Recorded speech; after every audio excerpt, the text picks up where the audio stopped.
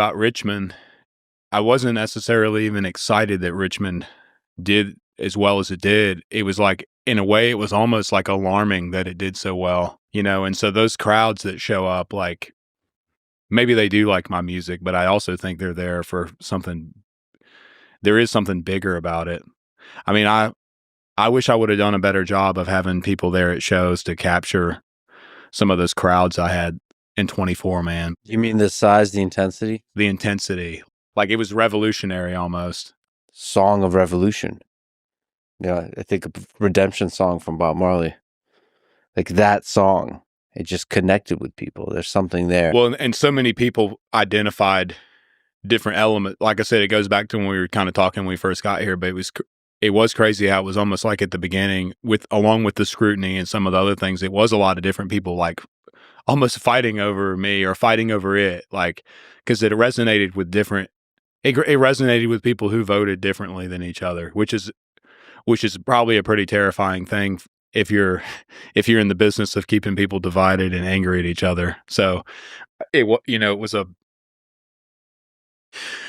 one of the only times that I can think where there was that much of a sense of unity among people who otherwise wouldn't. I think about 9/11 when I was a kid. I was in 4th grade, but God, man, people just put everything aside there for a little while, and it was kind of like there's bigger problems that just aren't in our face, and if they're in your face for a second or two, you realize like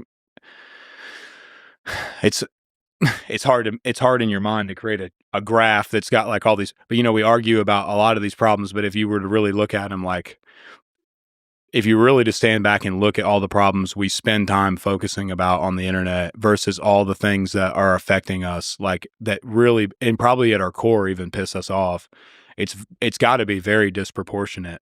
And like the reason it got the reaction it did is because we all, like, no matter what it is that we're upset about or what we think needs to be different in the world or our opinions of things or how we're raised or what our parents taught us, it's like I think we all feel a little bit out of control in this new society. We all feel like we probably all feel like we're falling into this kind of like corporate power structure where we all are just robots. We're not allowed to be ourselves and be human almost, And there was enough people feeling that.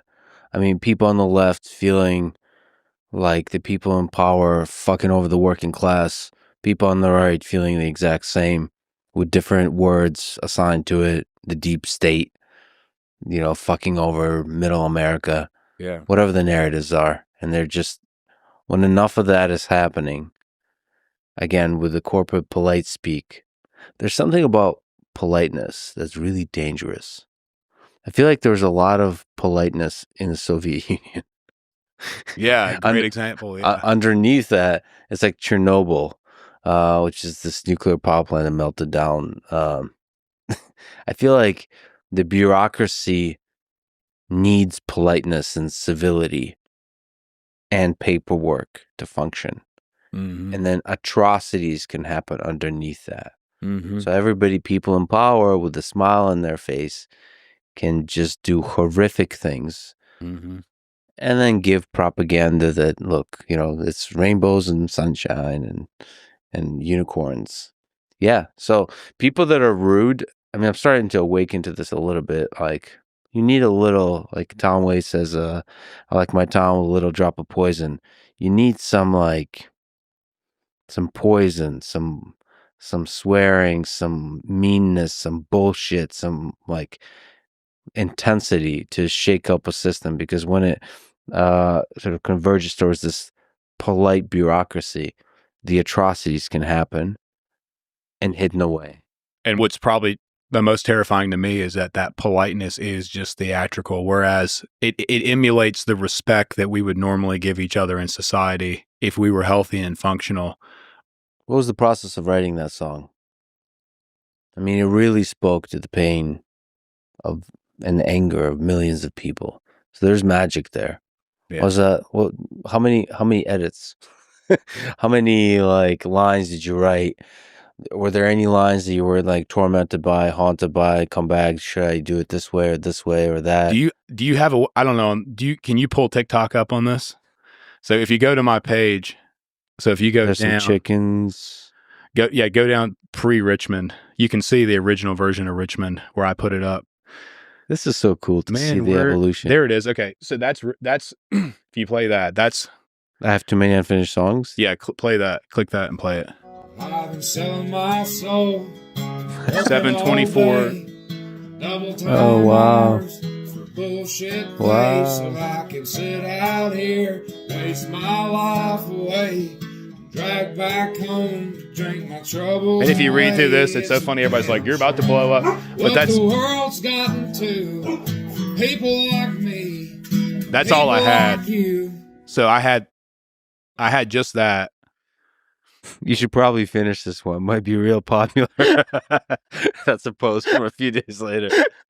that was in July. Fuck. That's so inspiring. So man. That's what I had. That's so inspiring. That's what, like, a couple of weeks before you posted the final version. That's all I had. That's all I had written at that point. Like that in my mind. That's the inspiration for the song, was that little bit, and I wrote that just because I was on job sites all day, and going into like all these just terrible places to work, like dealing with different contractors and stuff. You were talking about wanting to go and talk to blue collar people and all. It's like, that's what I did for work basically for 8 years, was build long-term relationships with people in blue collar. I was in the industrial space.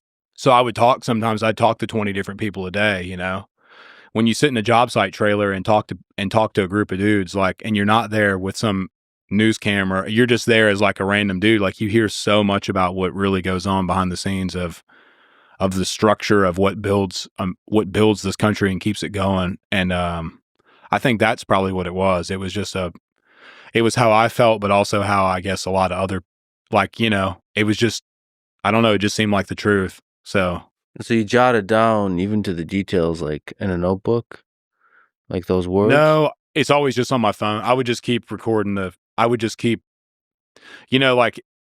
so if you were to go back to TikTok, like, and look at any of those original videos,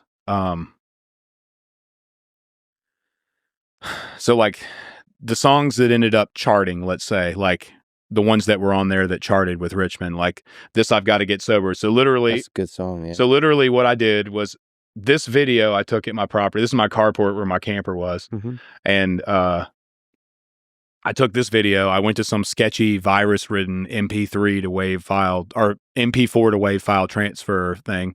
I would rip the audio off of this video, put this on TikTok, and then put that on DistroKid, and that was the song. But basically, like, this would have been the first time I played I've Got to Get Sober all the way through. Like, I would just keep writing it and working on it, writing it, and record myself. And maybe I would record myself 30 times over the period of like 2 months. You know what I mean? Oh, but it's, when you say writing, you mean in your head, not actually typed out or written anywhere. Right. It was just video. It was mostly just video. Over and over, just videos. I'm just trying to figure out how to make it.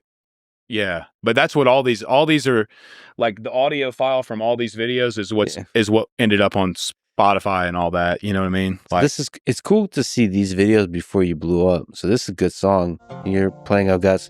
So what is this at the end? Yeah. These were all. Don't sell your soul, brother. This is the best music I've heard in a long time. That's a comment before you blew up. Yeah. Yeah, I think I had about 10,000 followers or something. What a fucking song. That's a good one. And you gotta think, like, this was, like, that was when I quit drinking, you know what I mean? Like, so that. But the troubles and the sin of the world that we're in knock me back off my feet. So that's coming from your heart right there. And just imagine the thousands of people you helped with that. Know how it's gonna go.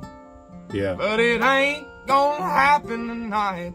So pour 'em down strong till I drown. And if I wake up tomorrow, when that sun comes back around, I'll be wishing I was sober. It's so crazy how those cicadas and stuff come in. Like, I just felt like it was a God. I don't know how to. Yeah. And the bird, like that's just off my phone. All that stuff's just there, you know. liquor and the bowl, they've been saving my soul from the pain that the world's put on me. And Lord, I know that upstairs. Subscribe for more videos.